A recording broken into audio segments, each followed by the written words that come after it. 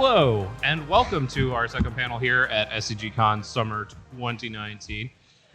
This panel is called Constructing Commander, and today we're going to talk a little bit about how we build commander decks, and it is partly based on one of our guests here, Mr. Brian David Marshall, which we will introduce in just a moment. And the idea that he came up with was he has a deck that he built around one of his favorite limited decks, which was a spider spawning deck.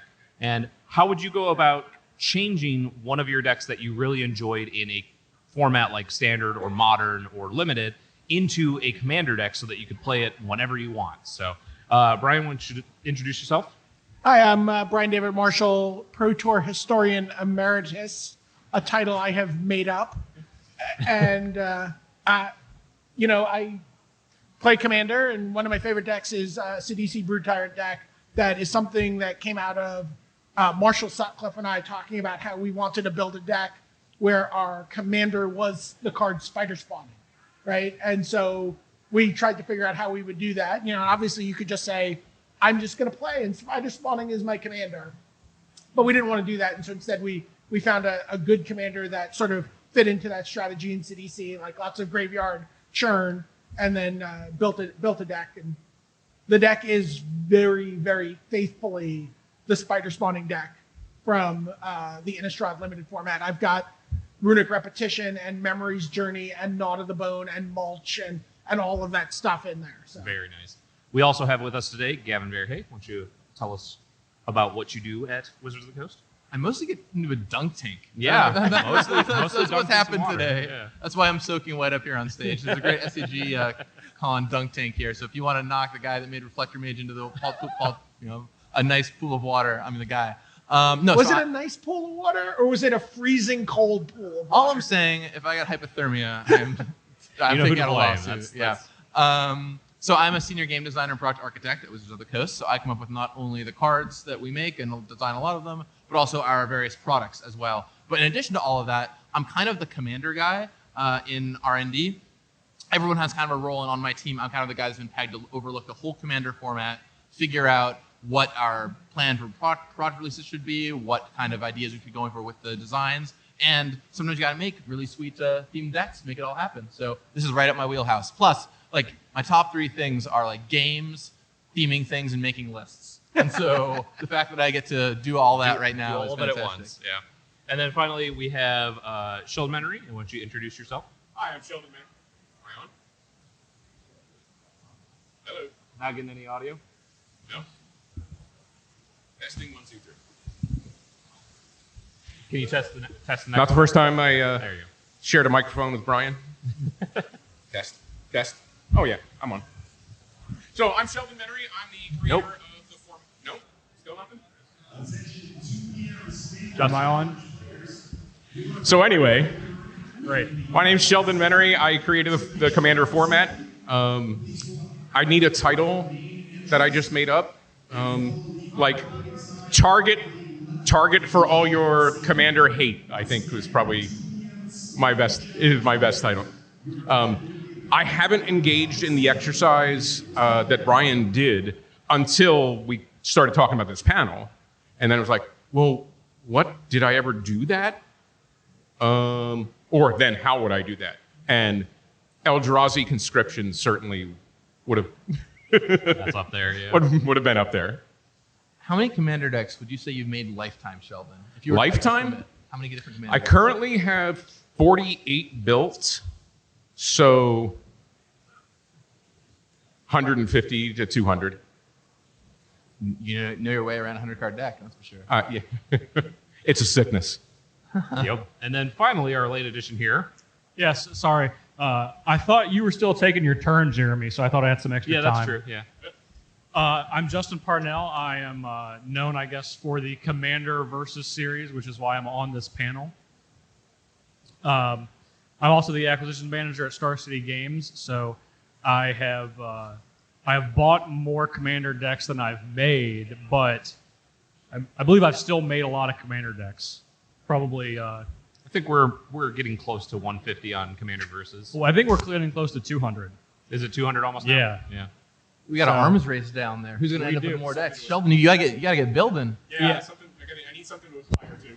Yeah, and that's just for the show. So that's if we count one episode per deck, then it's plus my personal decks probably over 200. But I think if we discount the fan submitted ones, we're still at like 90% of those decks. I don't know. I started playing Commander in 2007, so even before the show, I still had some reps. That's fair.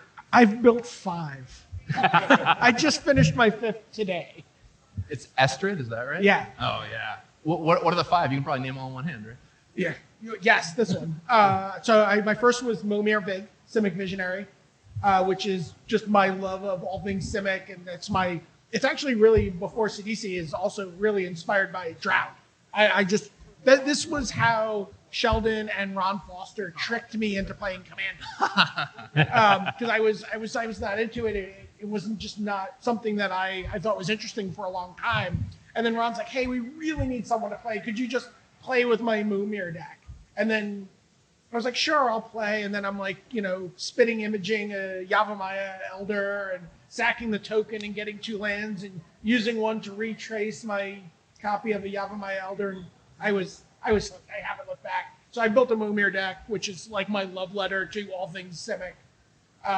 My next deck was a Lazav deck, which is a hard-boiled crime-themed deck. Nice. Don't you have a altar as the commander for that, right? I have an altar for all of my commanders at this point, except for Astrid. Aren't we fancy? I am.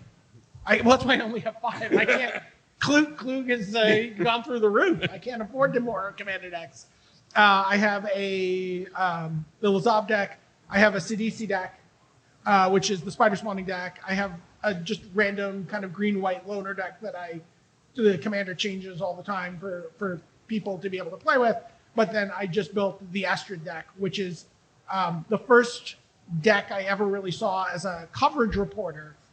I was at Pro Tour Yokohama and covering the Masters series. And they're like, okay, you just got here. We need you to cover this match right now, and it's extended. And I covered a match between Gabriel Nassif and Tommy Wallamies. Tommy Wallamies is playing some insane Pattern of Rebirth, Nantuko Husk, but not Nantuko Husk. It was the other version of that. Phyrexian Ghoul. Yeah, and just this crazy deck doing all this stuff. And I'm like, how is this poor Gabriel Nassif kid ever going to win? And he was playing Enchantress. And he bounced all of Tommy Wallamies' permanents with Words of Wind and extra land drops off of Exploration, which doesn't work anymore. But and he just did this crazy thing, and I fell in love with the Enchantress deck. And I've been wanting to take that deck and turn it into a commander deck and bounce all of your permanents for ever since. And so I finally have that deck built. Awesome. Okay, so a lot of people submitted questions that were about just general commander questions. So one of the first ones that I want to get to is a pretty common one that I think a lot of people don't really think about why, but that everybody kind of has this story or this feeling. David Schultz sent in, what's your favorite thing about Commander that's different from other formats? So let's start with Gavin. I think as a great multiplayer format, Commander's got a couple things going for it. First is it has this great social game you get to play. You're playing a multiplayer setting.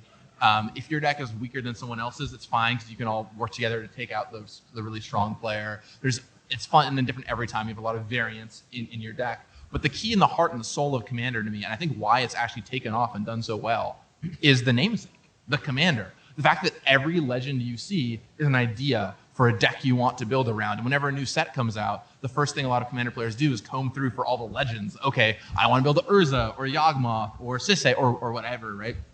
And I want to build a deck around that. And so though you might have 6 blue-red decks, as maybe people down there do, they could all be very, very different. And it's that kind of deck-building hook that is so powerful. And of course, hooks can come in other ways too. So maybe you're like, okay, I want to do a spider spawning deck. Who's the right commander for that? And then it gives you a little quest to go on of like, right. Okay, how can I hook this all together and find the best way to do this? So that commander to me is what's made this format have such a strong, strong following instead of many other multiplayer formats in the past have kind of fallen off the radar. Awesome.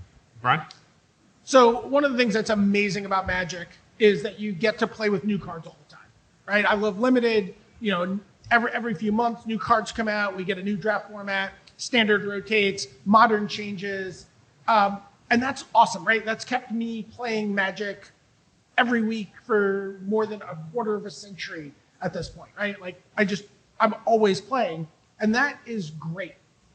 But there is this, also comes with this sort of sense of longing sometimes when cards go away, right? Like they rotate, draft formats go away, standard decks cease to exist, metagames change, cards get banned.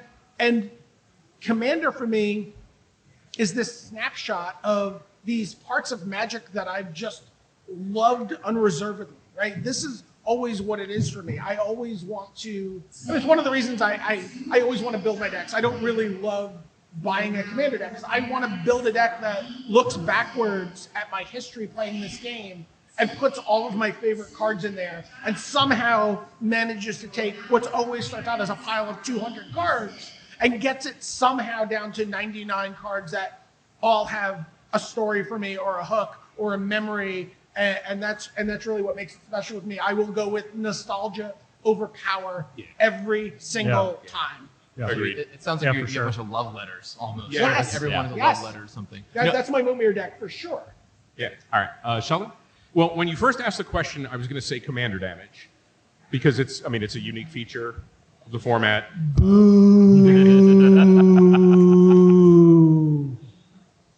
It keeps it keeps the format from devolving into insane life gain because, one of the problems of a lot of other multiplayer formats is just games never end because even before Aloro, it was like, well, I'll just gain zillion life and nobody can kill me. But as Gavin was talking, the communal aspect struck me. And the reason that we formalized Rule 0 in the last update is because that's the heart, to me, that's the heart of Commander. Sure, there's this hard rule set, and then we're going to sit down before we start playing and decide how we're going to operate within that rule set. Whether, it really doesn't matter. People say, oh, you hate competitive Commander. I don't hate competitive Commander. I don't hate competitive Magic. I think I know a thing or two about competitive Magic. But if everybody wants to see if they're going to combo off turn 2, great. If everybody wants to have this huge dirtle fest, like we did this morning, Scott, where I'm playing in a game and Scott's played like 3 or 4 more games. He's like, are you still in that first game? I was like, yeah. We agree on that. And sure, some people are going to short sell how powerful the decks are or what, but there's this nice conversation before we start playing. Okay, I'm going to put away my, my Kalia land destruction deck because this doesn't seem like that kind of crowd. And I think just having the conversation already brings the players together before the cards start getting played. So that really, that's to me become the heart of the format. All right, Justin? So one thing that's difficult is being on a 4-person panel and 3 intelligent people give answers before you. So did that happen start to you with today? start with Justin, is what I heard. Yeah. So I was going down and I have 2 answers. All right, Gavin takes the first one, no surprise. And then we get to Sheldon and he takes the second one, and I was like, well, the third one is pretty much exactly what BDM said. So I think ultimately if I had to select one, as Gavin said again, that this is a social format above everything else. And Magic is a social game, but more so Commander than Standard, Modern, Legacy, Vintage, really any time that you're playing a 2-player format. And when you're going to build Commander decks, something that I always take into account is what is going to be the reaction of the people that I'm playing with, whether I'm playing with a play group that I normally play with my play group is Jeremy, Steve, John on Commander Versus, or whether I'm coming to SCG Con and playing with all of you guys, and making sure that the type of game that I'm bringing make sure that everyone else is having a good time. Because that's something we have the invitational going on, and when you're playing a competitive Magic, that's the furthest thing from your mind. In fact, usually the opposite. Yeah, the opposite. So this is like the truest social contract of anything else, because I want to have fun. I want to win too, but ultimately I want to have felt like I had fun and that my opponents had fun. And whenever I build a deck and I maybe unintentionally put something in that created a game state that's not what I intended, and everyone's like miserable, that's, after I play that game, I go and look at this deck and I'm like, well, maybe I want to change these things. And then I'm going and reverting cards maybe to worse cards, but have a higher nostalgia factor, or cards that maybe aren't going to be as good for me, but are still going to be more fun for my opponents, and create those memories. And I think overall, Commander is a format of memories more than it is of cards. And I think that makes it absolutely unique among any Magic format. One of the things is there's this common misconception that we ban cards because we lose to them. We're more likely to ban cards because we win with them. Yeah. Right? And Magic is the only format where you care the least. I mean, the Commander's the only Magic format where you care the least whit about whether the other people are having fun or not. And it really is. I mean, it's a little bit of a soundbite, but I keep saying, create the games that everybody's going to want to remember, not the ones that you're going to want to forget. Yep. I love the Princess Bride experience sometimes of playing Commander, where you sit down with a group of people that you don't know, and you sort of, like, I bring out my Lazav deck, because it's pretty chill, it's not very powerful, and they bring out their deck, and one of the decks has a little edge, and they're like, oh, let's play again. And they kind of reach into the bag, and they're like, I'm not left-handed. And you're like, oh, I'm not left-handed either. And you kind of like, I love that escalation. Like, everyone has, they know where the power level of their decks lie. Yeah.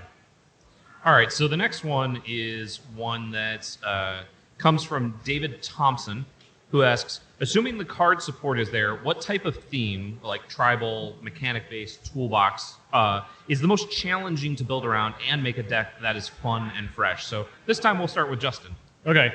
I'm definitely going to select the toolbox deck, because it goes against everything that I was saying in my last answer, because usually that's trying to create a game state that is most similar over a number of repeated plays with that deck. And oftentimes that has to do with tutors, but even still, when you're like, I'm making a deck that I can answer everything and try to make sure that I'm always in the best position. And those are difficult to me because sometimes they're fun, but you kind of, as you're building the deck, you find yourself in like an arms race with yourself to try to build. They're like, well, okay, I have a reclamation stage, but maybe this is going to be better as acidic slime. Well, maybe instead of acidic slime, I can put a Bane of Progress. And you keep like upgrading your toolbox decks, and those are the ones that slip by you and become significantly more powerful than maybe you intended them to be. So whenever I find myself building one of those type decks, I really have to check and make sure that it's like, okay, I'm still having this deck at the appropriate power level that I want it to be, and still also being a toolbox deck. So those are the ones that are definitely the most difficult for me personally. Sheldon? I was going to say toolbox, but I guess I'm not gonna. I'm really a slave to theme, and sometimes the theme is obvious, whether it's tribal or enchantments or whatever. But really, the theme that I want is to make amazing things happen in the game, whether I benefit from them or not. I mean, I really don't care if I win so much as that we all have that moment like, oh, do you remember when? And building those kind of decks, building them with cards that people don't normally play with, like I played a Despotic Scepter this morning. You play those kind of decks, you develop themes around unusual cards, like Brian said earlier, it's sort of nostalgia for cards from a bygone day, because that used to be a card. Yeah. Yeah, right. You had to get rid of your own necropotence at some point. There was a time where you could despotic scepter your Felden's Cane in response to activating your Felden's Cane, and then your Felden's Cane would get shuffled back into your deck. Yep. So but that becomes a challenge because you still have to play the game and you still have to be in the game. You want your deck to make sure that it does something and has an opportunity to positively impact the game state. Again, whether that's winning or just setting up the crazy thing that's going to happen. So those are the themes. Let's make something weird happen is my answer. All right, Brian. So I think one of the reasons I've built so few decks is that the challenge for me is like I can build a deck that's going to just be very powerful and capable of doing these things very consistently. And that's not that interesting to me. So when I have something that I want to build, right, whether it's a spider spawning deck or an enchantress deck, there are so many cards that I want to put in, and there's so many cards that evoke that sense of time and place and friendship and great memories and traveling, and those are the decks are so hard to build because it really is kill your darlings, right? Like you're like, I have to cut so many cards out of this deck. And I really suffer those. I have like multiple boxes that are just like 200 or 250 cards that are just sitting there and someday need to become a commander deck. Yep. But I just can't, I just can't hone them. There's too many cards. I might need like a new format that's like a 250 card deck format. Yeah, when's the bigger commander format coming? Sheldon? Like a 300 card commander. Megamander. As you're talking there, BDM, what I realized in some of these discussions is Commander is kind of like when you make a playlist of songs, right? Yes. And there's all these songs that remind you of all these places. It's like, oh, that's where I had my first kiss to this song, or I had listened to this song in college and repeat, or I was going through a bad time in my life, I had this song or whatever. And there's all these memories that come back with all these cards. Right. Music is like time travel. And when I play Commander, I have that same kind of sense of being transported back to a very, very specific place, time, and group of friends. Yeah, and it's so hard to like cut that down to 100 songs, right? I mean, that's hard. And you want to try to capture the essence of those memories. So you're like, well, Abyssal Persecutor was in a game that we had this great time with. So now I'm going to try to find where that great time was, and we're going to play Abyssal Persecutor again. Awesome. For me, the biggest challenge, so I'm from Seattle, bit of a hipster, us out there, and I'm always trying to figure out how to build a deck that isn't the obvious deck, because it's so easy to be like, oh, blue-red spells. Yeah, I can put a bunch of spells in a deck and build some spells deck, whatever. And it's like, what commander do I want to use? Two people just walked away, Gavin. Yes. There's tons and tons of stuff out there. But the thing is, I still want to build a blue-red spells deck because I love blue-red spells. Yeah. So I'm always trying to figure out when I'm building a deck, what is the thing I can do that makes it different this time around? And to me, I think that's part of the fun of Commander, once again, is, okay, what is my commander going to make me do differently this time around? Why am I building Brutaclad differently from Saheeli or whatever the case might be?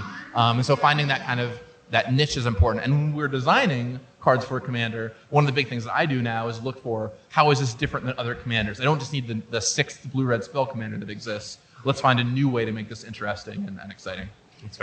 If I can use a kind of overwrought analogy, competitive Magic is a science and Commander is an art. Yeah. Right? Yeah. Competitive Magic is baking? Science. Baking is a science? Yes. Cooking yes, is an competitive Magic is baking and Commander is cooking. Analogies, am I right? Analogies. All right. So our next one is one that Brian kind of touched on a little bit here with his box of 300 plus cards that he wants to build into a Commander deck. This comes from Tyler Owens, who is asking, how do you solve the all too familiar problem when building a deck of cutting cards to get to 100? Build 2 decks. There you go. Build 47 decks. Paralysis.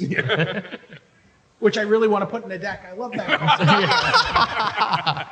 And I know this is something that Justin and I have to work on a regular basis, as we have to build a new deck almost every single week. Yeah. And so cutting that last 20, 15, whatever it is, cards has to come at a very quick pace, where a lot of people will take the time, tune their deck, take several weeks, take maybe a month or more to actually figure out what exact 100 they want. Yeah. You know, something for me, and I think, Sheldon, you alluded to this a little bit earlier.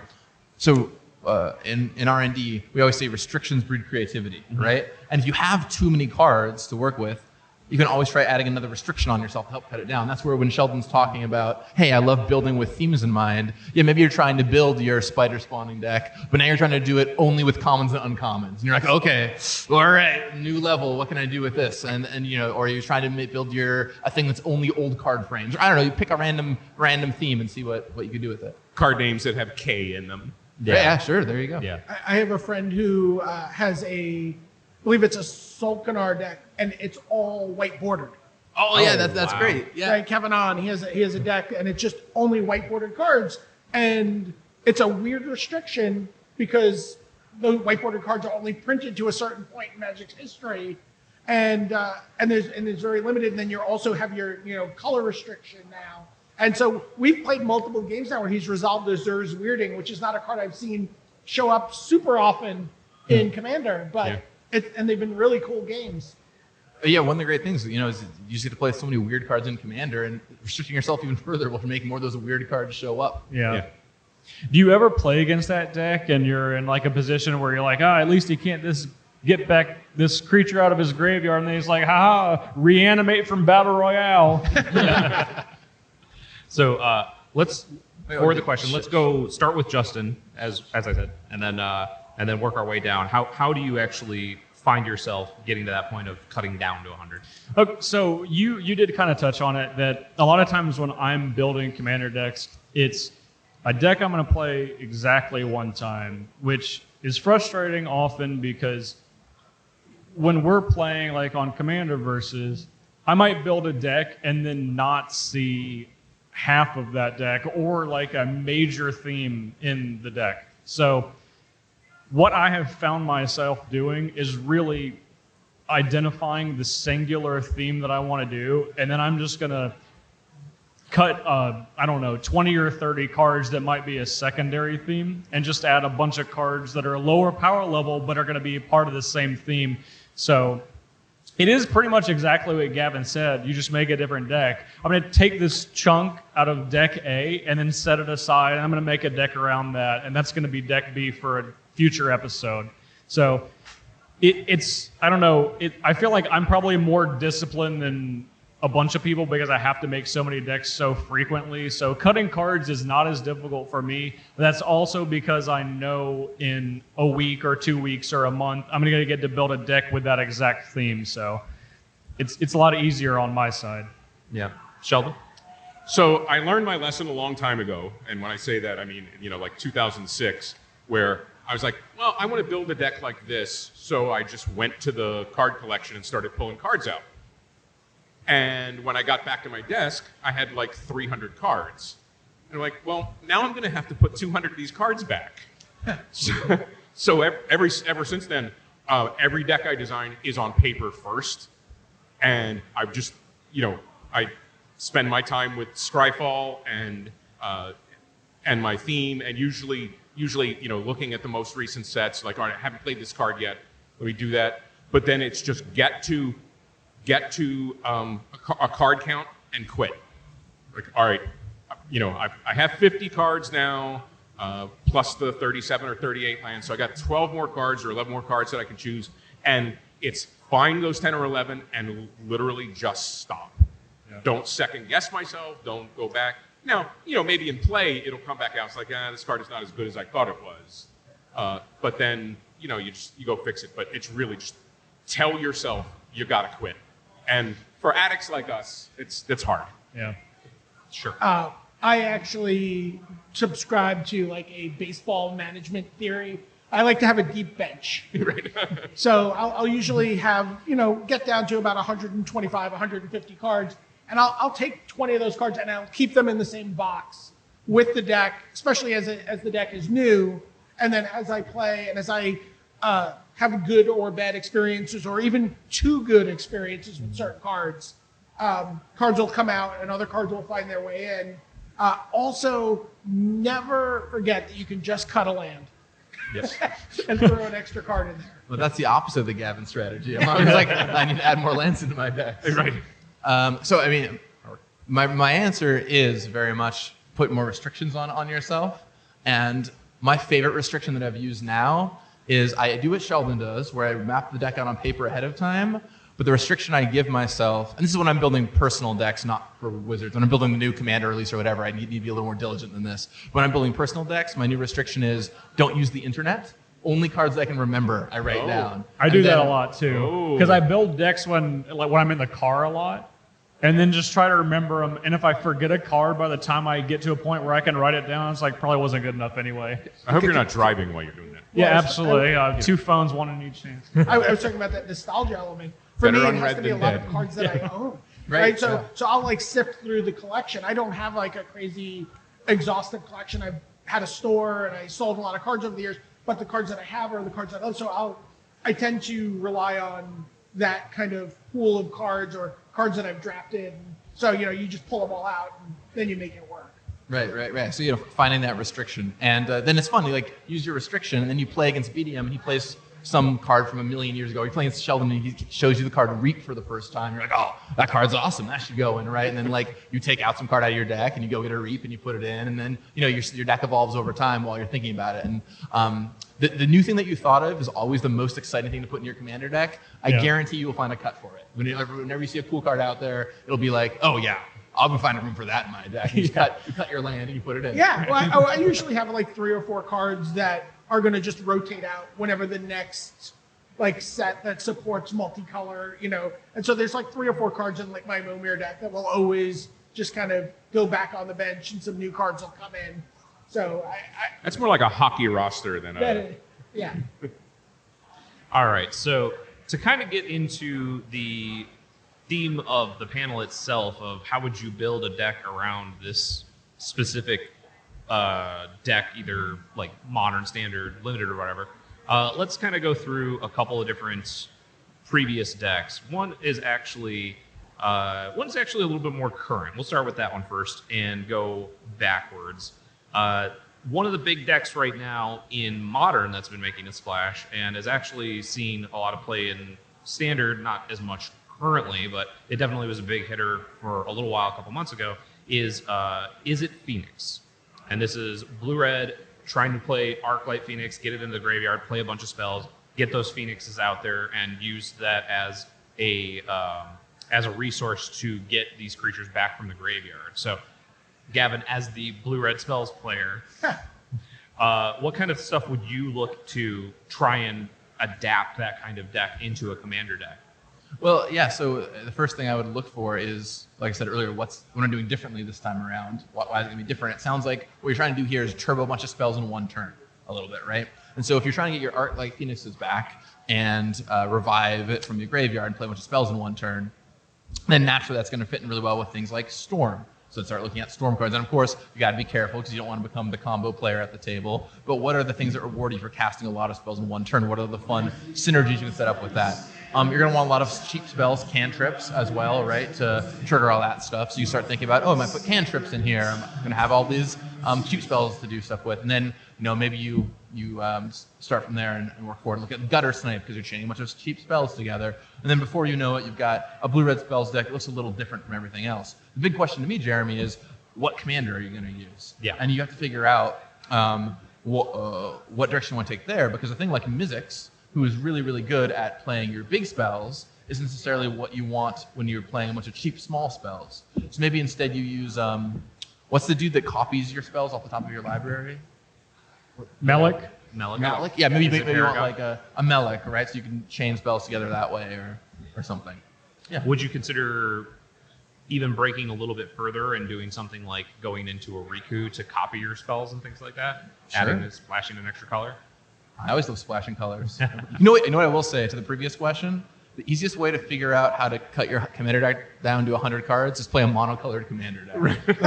like every Very time simple that way. every time you pick a commander with more colors, I'm like, oh my gosh, what green cards am I putting in this time around, right? When you're like, my commander is mono whites. You're like, all right, here we go. I got to 71 cards. Let's see what we can do. I think I recently built a Tashar deck, which is a mono white commander, and played it near the beginning of the year on Commander Versus, and it was one of the easier decks I built. And because it was also a $50 budget restriction, and so it was, all right, I have to only have these cards that are under X dollars. And then after we played it, I was like, this deck is fantastic, and I just went out and made it myself for my personal collection. So let's go down the line. Brian? Yep. How would you feel about if you were trying to build a deck around something like, this is a deck that was very popular back in Innistrad days, so kind of going on the theme of your spider spawning, but has also recently been a resurgence, and this is Aristocrats. This is something where you're trying to get value creatures, sack outlets, things of that nature. If you were trying to build something like that, where would you start? Wow. I mean, so when you say that to me, I think of, actually, I go back to the same match that inspired my Enchantress deck, and I think back to the Pattern Ghoul decks of old, where you were sacking a creature with Pattern of Rebirth on it, you know, getting some kind of, you know, very cool creature to then sack again and do something really interesting. So, I mean, I'm going to just look to all of, if I'm building this deck, I'm going to look back to all of the competitive decks. You know, I'm going to look at Ken Yukihiro's deck from Pro Tour, the Pro Tour Alexander Hayne one, where he had that first kind of early Aristocrats deck. I'm going to look at Martel and Sam Black's versions of the Aristocrats. I'm going to look at, I'm going to look at Tommy Wallamy's Pattern of Rebirth deck, and I'm going to try to fit as much of that stuff in there as possible. And then I'm going to try to find a commander, and I have no idea where I would go with this. That's going to get some benefit from all of this velocity that's going on with the you would want to take, instead of just like that one specific deck, you would want to incorporate the history of that style of deck into that commander deck. Absolutely. Because you have that whole history to pull from. Yeah. So instead of just saying, I want it to be the current Mardu Aristocrats deck or the Innistrad Aristocrats deck, I just want to play with Pattern of Rebirth. So I'm looking for any excuse to do that. And that's where that history comes in again, right? It's like you're looking at this nostalgia of Pro Tour history a little bit there. I was going to say my answer to that question is I would pull out my cell phone, I'd go to contacts, I'd go flip, flip, flip, Sam Black. That's probably what I would do as well. Or And actually, I would call Tom Martel, and I would ask him if he had Sam's card number. There might be a spirit or two. Yeah, right. Yeah, totally. All right, let's move to Sheldon. I'm going to give you another historical deck. So this is one that was kind of a scourge of Standard and had caused a lot of controversy. But let's say I was a really big fan of playing Affinity during that time period, during like 2001, I think it was 2002, 2003, around that era. And I really like my Disciple of the Vault. I like my Arcbound Ravager. I like sacking creatures, and I like draining everybody out in one turn. Where would you start with something like that? I would probably start with Kalista the Traitor. Okay. Yeah. She's so good with running artifacts in and out of the graveyard to do things, and then I think you can just build up from that. You can run the Mycosynth Golem, the one that gives all your stuff. Yeah, I would probably start there and go that way and sort of be able to go really, really wide instead of going high. I mean, the last time it's been a minute since I played too much competitive Magic. I think Mythic Bant was the last time that was one of my favorite decks for sure. But yeah, you think about what the history of the deck did, and then sort of marry it with the nostalgia that Brian was talking about and the I want to make it my own that Gavin was talking about, and you come up with something new. And this is awesome. But one of the cool things about Commander is you can also look back at those sets where that deck originated, and there are some cards that didn't hit in the Affinity deck, right? There are some cards that missed, and suddenly you get to play that giant blue flyer. Broodstar. Broodstar, yeah. Yeah, so you get to rummage around and really explore what the set designers were trying to do, because obviously they can't all be, slam dunk hits in constructed formats, but you get to play with them and you get to really, experience those old sets in a new way again, which is one of the things I really like. Well, because there's a lot of cards that were designed in the set for the mechanic, Right. but again, for whatever reason, didn't fit that environment. Well, we've got this different environment, and maybe some of them can work. Yeah. Well, and the other thing is, when you're building a constructed deck for standard or something like that, you get a bunch of 4-ofs, right? Yeah. So you quickly get boxed out of playing everything. In Commander, you only get to play one of everything, right? So you're like, well, we got my Broodstore. It's time for Cumulocks to show up, or whatever, right? And it's like you start running down the list. And it's like you probably get to search for every card with the thin end and be like, all right, into thin air, you're on the list, right? And you just like start putting them all in, and you get to play with those cards you wouldn't play with otherwise, Yeah, right? and you always, a lot of times when you are new to a set, you fall in love with those cards, and then that's kind of beaten out of you by the ruthless nature of the competitive Magic environment. And now you get to play them and enjoy them and feel really connected back to what that set was trying to do. Yeah. Speaking of 4-ofs, I wanted to leave this curveball one for Justin. Oh, of course you do. Of course. What are friends for? Before you start, what is more curveball than the 4 Arclight Phoenix into a commander deck question? Because I thought that was a pretty hard one for Gavin. Cawblade. I'll tell you where it starts. It starts with the card Research Development, shuffling more Squadron Hawks into your library from outside the game.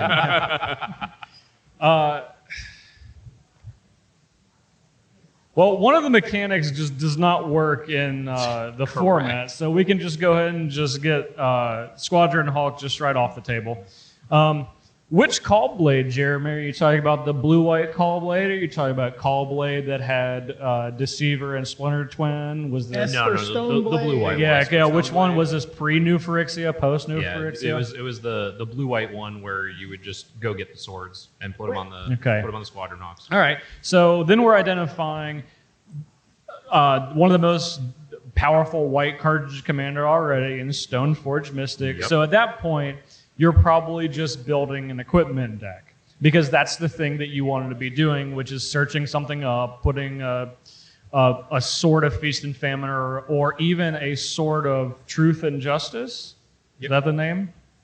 I'm looking at you. I don't remember them all. Those are words. I believe you. Yeah, okay. And then maybe you have like Stonehewer Giant to act as the second Stoneforge Mystic. You're probably turning into like a Pure Steel Paladin SRAM deck. And that's kind of where my mind goes, if that's what you're trying to do. But then you have Jace also in that deck. Yep. Which is Or just so. hear me out here. Okay.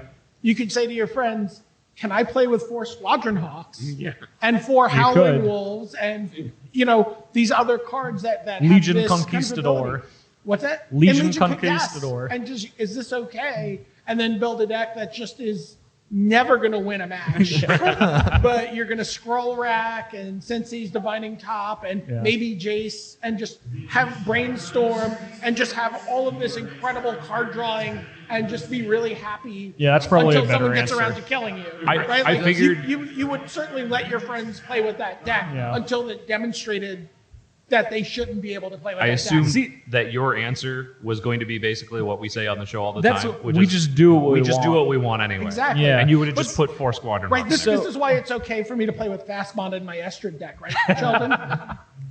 No. Yeah. That is what we do on the What's the worst show. that could happen? No. No. I reject the premise of the question. Here's what you got to do. You play Squadron Hawk. It comes into play. You use your Despotic Scepter to tap and sacrifice your Squadron Hawk, put it into your graveyard, and then you Felden's Cane your Squadron Hawk back into your Or library. Memory's Journey. You have Memory's Journey Journey. back in. Rashad and Stack Pawn your Squadron Hawk Shop, back. shuffle it back in. Right. Now we're working. You could use the Rito Lantern to get it out of your graveyard. That's a reusable one. Whatever you feel like doing. And then you just get your Squadron Hawk right back. And with infinite mana, you can shuffle your library infinite times to make your Kosi's Trickster as big as you need for it to be. And you can attack for lethal. Broke it. All right. Thank you so much. I have two everyone. words for you. Mirror strike. Mirror strike? Mirror strike? I'm not sure about that one. He just killed you with a mirror strike. Oh yeah. is that the coin flip you won? No, that's the. It deals damage to you instead. Oh, excellent. Well, all I'm saying are the words I said. All right. Thank you, everyone, for coming out. Thank you to all of our panelists today. Please make sure to join us again. It's 3:30, about 45 minutes from now, as we have our next panel, which is Commander Rules Committee, featuring Sheldon and Scott Larrabee, which when I originally asked, what would you like to do for your panel? And he said, just let them ask us questions. Whatever questions you want, Rules Committee questions, bring them on. Jeremy told me that at work, and I was like, that is a brave panel. No one is going to bring up Cyclonic Rift or Deadeye Navigator. I am certain. Nope, not at all. So thank you so much, everybody, for coming out today, and I hope you enjoy the rest of your SCG. See you in 45 minutes. Thanks.